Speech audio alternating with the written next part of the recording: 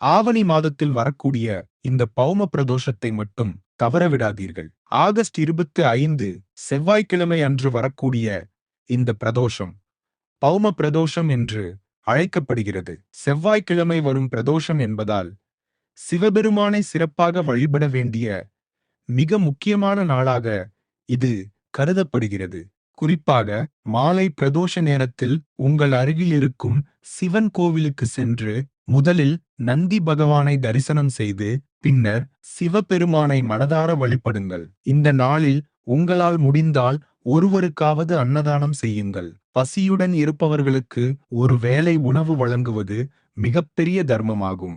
அது மட்டுமல்லாமல் சிவபெருமானுக்கு வில்வ இலை சமர்ப்பித்து ஓம் நமசிவாய என்று மனதார சொல்லி உங்கள் வேண்டுதல்களை பிரார்த்தனை செய்யுங்கள். ஆவணி மாத பௌம பிரதோஷம் என்பதால் இந்த நாளை தவறவிடாதீர்கள். குறிப்பாக மாலை நேரத்தில் சிவன் கோவில் சென்று வழிபட மறக்காதீர்கள்.